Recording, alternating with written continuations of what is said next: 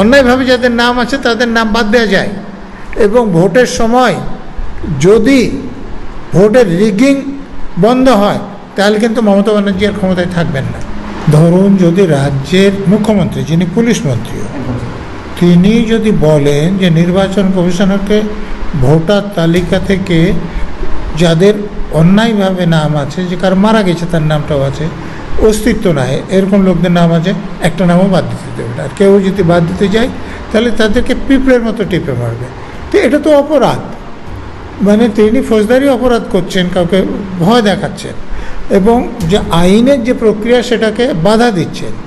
আবার নির্বাচন কমিশন যখন এখানে চিঠি লিখলেন যে এই অফিসাররা অপরাধ করেছেন, তাদের সাসপেন্ড করে তাদের এফআইআর করা হোক, তিনি করতে দিলেন না, যার ফলে দেখুন মুখ্য সচিবকে আজকে হাজিরা দিতে হচ্ছে ইলেকশন কমিশনে।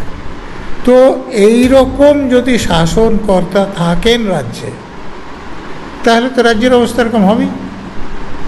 স্যার, সামনেই ভোট, তার আগে যদি প্রশাসনিক ক্ষেত্রে এই রকম ব্যর্থতা ধরা পড়ে তাহলে মমতা বন্দ্যোপাধ্যায়ের গদি ধরে রাখতে পারবেন তো? প্রশাসনিক ব্যর্থতার জোরেই মমতা ব্যানার্জি ক্ষমতায় আছেন। গত ভোটে যে জিতেছেন, এখন যদি অবাধ এবং সুষ্ঠু ভোট হয় তাহলে মমতা ব্যানার্জি ক্ষমতায় থাকবেন না। নন্দীগ্রামে তো মমতা ব্যানার্জি নিজে ব্যক্তিগতভাবে হেরেছেন, সেটা দেখেছেন।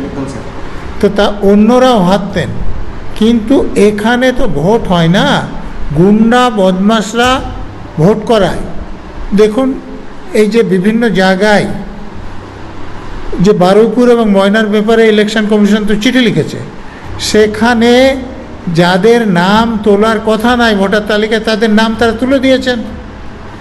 দেখুন বিভিন্ন টিভি চ্যানেলগুলো বিভিন্ন জায়গায় যখন যাচ্ছে, যে সেখানে দেখা যাচ্ছে যে লোক অনেক বছর আগে মারা গেছেন, তাদের নামটা তালিকায় আছে। কোনো লোকের কোনো দিন সেখানে অস্তিত্ব ছিল না, তার নামগুলো আছে। তাহলে এই নামগুলো থাকে কেন? সল্টলেকে আপনারা দেখেছেন যে একজন বিখ্যাত গায়ক অনেক দিন আগে মারা গিয়েছেন, কিন্তু তার হয়েও লোকে ভোট দিয়েছে।